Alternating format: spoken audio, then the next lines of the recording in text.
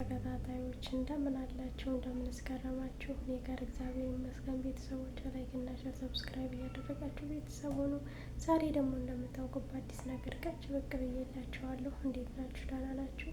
እኔ ጋር እግዚአብሔር ይመስገን የጽናት ድራማን ይዤላችሁ መጥቻለሁ ማለት ነው። ጽናት የአገሯ ልጅ አብሮ አደጓ በተደጋጋሚ ይደውልላታል። ጽናት በነገራችን ላይ እርጉዝ ናት መሰለኝና በጣም ባህሪዋ ተቀይሯን በሆነ ባልሆነው ትናደዳለች፣ ትበሳጫለች። በቃ ባልሆነው ነገር ነው ዝም ብላ የምትበሳጨው እና ምን ይመስላችኋል? እንደኔ ሀሳብ እኔ እርጉዝ ናት ብዬ ነው የማስበው። ምክንያቱም አንዳንድ ጊዜ አንዳንድ እርግዘኞች የሆነ የመባሳጨት የሆነ ነገር ያደርጋሉና ልክ እንደዛ ነው ብዬ ነው ያሰብኩት ማለት ነው። ጽናት በቃ የማያናድደው ነገር የማያበሳጨው ነገር ነው እና የሚያበሳጫት የሆነ ደግሞ አድርጉ ብላ የተናገረችውን ነገር መክዳት ትጀምራለች። ጽናት ማለት በፊት በጣም ትዕግስተኛ፣ ትሁት፣ ለሰዎች ይቅርታ የምታደርግ ደግ፣ ሰዎች ሲከፉ የማትወድ፣ ሰዎች ወደ ተሳሳተ መንገድ ሲሄዱ ከዛ ወደ ተሳሳተ መንገድ እንዳይሄዱ የምትመልሳቸው የምትላቸው ነበረች።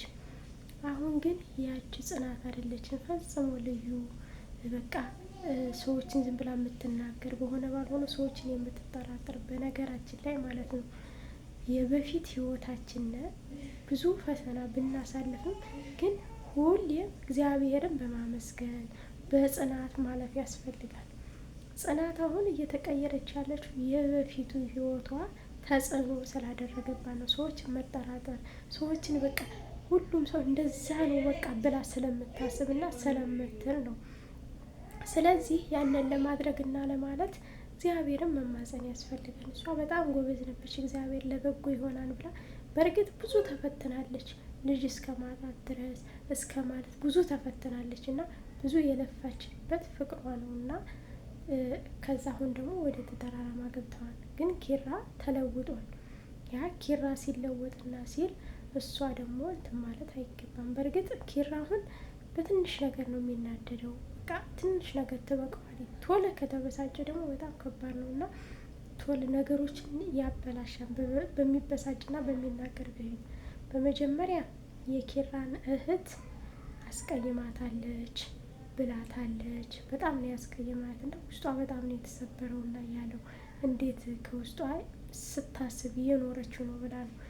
ስንናደድ የምንናገራቸው ነገሮች በጣም በትር ብትመታው ምንም ነገር አይመስልም። ቃላት ግን ልብ ሰርስሮ ነው እና የሚናገረው በጣም ይጎዳል። ስለዚህ በጣም ነው ያስቀየመቻት። ትንሿን ደግሞ አሁን ትንሿ ያለችበት ሁኔታ በጣም ከባድ ነው። ምክንያቱም የትንሿ ጓደኛ እየመጣች በተደጋጋሚ ለጽናት እንደመጣች እያወቀች ከዛ ቀሚሱን ይዤልሽ መጥቻለሁ እና ልትገናኝ ነው በቃ ምናምን የሆነ ነገር እሷ መጥፎ ስራ ነው የምትሰራ። ትንሿ ግን ምንም ነገር የምታውቀው ነገር የላትም። ስለዚህ ሌላ ሰው ከመሀል እየገባ እንደዚህ ያደርጋል። ስለዚህ ስለ ጓደኛ ከዚህ ቀደም ነግሬያቸው ነበር። ጓደኛ ምን አይነት እንደሆነ ምን አይነት ተንኮል እንደሚያስብ እንደሚል። ደግሞ ጥሩ ጓደኛ አለ ለእሷ የሚያስብ እሷ ምን ሆና ይሆን አሁን እንደዚህ ተከፍታ ይሆን እያለ ብዙ ነገር የሚያስብ ሰው አለ። ስለዚህ ያንን ነገር ደግሞ ለማሰብ እና ለማለት የእግዚአብሔር እርዳታ ያስፈልጋል። ስለዚህ ትንሿ ምን አርጌ ነው ጽናት የተለወጠችብኝ እንደዚህ ያለችብኝ ትላለች። ስለዚህ በዙሪያ ያለውን ሰው ያስፈልጋል ማለት ነው። ትክክለኛው ጓደኛ ማን እንደሆናት ማየት ያስፈልጋል። ስለዚህ ጓደኛ ስትይዙ እያያችሁ ከእግዚአብሔር ጋር ቢሆን መልካም ነው። እግዚአብሔርን የሚፈራ ጓደኛ ሁሌም መስታወት ነው። ወደ ተሳሳተ ቦታ ስትሄድ የሚመልስሽ፣ ወደ ተሳሳተ ቦታ ስትሄድ የሚመልሰ ነው። የምሩ የሰኒ የጽናት ጓደኝነት በጣም ልዩ ነው። በጣም እነሱ የጓደኝነት ተምሳሌት ናቸው። በጣም ነው የሚዋደዱት። አንዳቸው ለአንዳቸው ነው የሚደጋግፈው። ከዚህ ቀደም ሰኒ የነጽናትን አሳልፋ ላለመስጠት ብላ ነው አሁን ፈተና ላይ የገባችው። ያንን ዶክሜንት ላለመስጠት ስለምትፈልግ ነው። ስጪ ብለው አግተዋት ከዛ ነገር ደረጃ ድረሰው ከዛም ነገር ደግሞ እንድትወጣ እግዚአብሔር የዋህነቷን ስለሚያይ እግዚአብሔር ረድቷት ወጣች። ግን ደግሞ ተከትሏት መጣ። ተከትሏት ቢመጣ እንደምትወጣውና እንደምትለው ተስፋ አለኝ፣ ትወጣዋለች። ምክንያቱም እግዚአብሔርን ያመነ ሁሌም ነገሮቹ ፈተና ምን ቢበዛበት ሁሌም ያንን ፈተና ይወጣዋል። ከዛ በፈተና በቀላሉ ያንን ፈተና ያልፈዋል።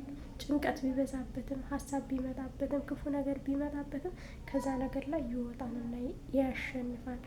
ስለዚህ ጽናት አሁን ወደ ቀድሞ ቦታው ብትመለስ መልካም ነው። ምክንያቱም ነገሮችን እያበላሸች ነገሮችን እያለች ነው ያለችው። አሁን ባሏ ወደ ተሳሳተ መንገድ ይሄዳል። ስትጨቃጨቂው ባልን በቃ ወደ መጥፎ ነገር እንዲሄድ እናደርገዋለን።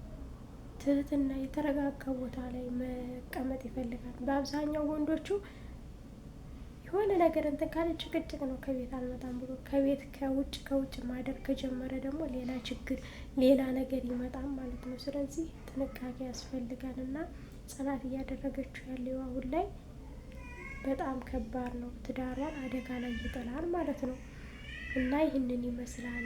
ጽናት ወደ ቀድሞ ቦታው እንድትመለስልን እንፈልጋለን እላለሁኝ። ጽናት ብዙ ነገር ነው የምታስተምረው። እውነት ለመናገር ብዙ ነገር ታግስ አሳልፋለች። ግን አሁንስ ትዕግስት ያልቃል ብዬ አስባለሁ። አንዳንዴ የሰው ልጅ ሰውነን ደካማ ነን። በእርግጥ የሰው ልጅ ስንባል ደካማ ነን። እዚህን ያህል ነው መጋተርና ወይም ደግሞ መዋጋት የምንችለው። ግን የዚህን ያህል ተዋግታ መጥታ ትክክለኛው ቦታ ላይ ስትቆምና ስትል ወይም ደግሞ ስታሸንፍ ወደ ኋላ ማፈግፈግ አይጠበቅባትም። ይህ ለጠላት አሳልፋ ሰጠኝ ማለት ነው። ስለዚህ የሰው ልጅ ሁሌም በአቋሙ የጸናና በአቋሙ እንትን ያለ መሆን አለበት። አቋሙን ማስተካከል አለበት። እና ደግሞ የነምሩ ትዳር ደግሞ አደጋ ላይ ነው። የነምሩ ትዳር አደጋ ላይ ነው ስላችሁ ልጅ አለኝ እያለች ነው፣ በእንደዚህ ያለ ነው እያለች ነው። እሱ ሊያምናት አይችልም። ግን እሷ ደግሞ ጥርጣሬ እየፈጠረባት ነው። የበፊት ፍቅረኛው ስለተመለሰች ግን ማነኝ አሳይሃለሁ፣ ትዳርህን እበትንልሃለሁ እያለች ነው። ምናልባትም ሴራ ነው ብዬ ነው የማስበው። የሌላትን ልጅ አለኝ እያለች ልክ እንደ ሶሲ ማለት ነው። እና እንደዛ እያለች ያለ ነው የሚመስለው። እና በቃ የሆነ ግልፍተኛ ነገር ምናምን ነው እንትን የምትለው ማለት ነው። ስለዚህ የእነሱም ትዳር አደጋ ላይ ነው። ሰኒና ደግሞ የሰኒት ምኑም ስላልገባት ምንድን እየደበቀች ነው እህቴ ብላ ነው ዝም ያለችው። ግን ጆከር እሷን ለመጠበቅ የማያደርገው የማይፈነቅለው ድንጋይ የለም። ምክንያቱም እሷን ለመጠበቅ ብዙ ነገር ያደርጋል። እሷ ደግሞ እህቴ ምንም እንዳያደርግብኝ ይፈልጋለሁ፣ እህቴን እንትን ይልብኛል እያለች ነው እና ያለው። አሁን የሰኒ ታፍናለች፣ ጆከርም ታፍኗል። ምን እንደሚያደርጓቸው እንግዲህ አብረን የምናይ ይሆናል። ቤተሰቦች ላይክ እና ሼር ሰብስክራይብ እያደረጋቸው የጽናት ድራማን ማየት ብዙ ነገር ነው የሚያስተምረው። እውነት ለመናገር ጽናት ብዙ ነገር ነው እኔ የተማርኩበት። የሆነ ትክክለኛ ህይወት ነው የሚመስለው። ምክንያቱም በምድር ላይ የሚፈጠሩ ነገሮች ናቸው እነዛ ፊልሞች ላይ የሚታዩት እና ወይም እዛ ድራማ ላይ እየተወኑ ያሉት በጣም በትክክል አድርገው ምርጥ አድርገው ነው እየተወኑት።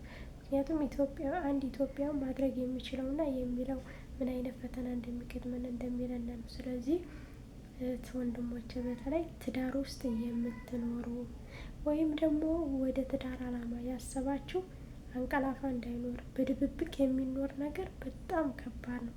እየሰፋ እየተስፋፋ ሲሄድ በጣም ከባድ ነው። ቅዱስ ደግሞ እሷ እንግዲህ ጥፋቷም ይሁን ጥፋቷማ ይሁን ግን ታርቀው እርስ በራሳቸው ከመነጋገር ሁሉም ነገር ይፈታል። በንግግር ነው ማንኛውም ነገር የሚፈታው። ቅዱስ ግን ሊያናግር ይፈልግና የሆነ ነገር የለና ደግሞ መልሶ ይመለሳል። እሷም ትዕቢት አላት፣ እሱም ትዕቢት አለው። እሱም ለምን ትታኝ ሄደች በሚለው ነው። እሷም ደግሞ እሱ ነው የተወኝ እያለች ነው። እና ሁለታቸውም በንግግር አንቺ በዛ ሰዓት እንደዚህ ነው ብሎ በንግግር ሁላቸውም ቁጭ ብሎ እርጋ ባለ በተረጋጋ መንፈስ ተነጋግረው ነበር መለያየት የነበረባቸው። መለያየት ካለባቸው መለያየት፣ መገናኘት ካለባቸው ደግሞ ነገሮችን ተስተካክለውና ተነጋግረው መለያየት ያስፈልጋል እላለሁ። ቤተሰቦች ላይክ እና ሼር ሰብስክራይብ እያደረጋችሁ ቤተሰብ ሁሉ በቀጣይ በአዲስ ቪዲዮ እስከምንገናኝ ቸር ቆዩልኝ። የጽናት ድራማ ይህንን ይመስላል። በቀጣይ በአዲስ ቪዲዮ እስከምንገናኝ እግዚአብሔር ከእናንተ ጋር ይሁን። እንደተማራችሁበት ተስፋ አደርጋለሁ። ላይክ እና ሼሩን ግን እንዳትረሱ ቤተሰቦች። ቸር ቆዩ።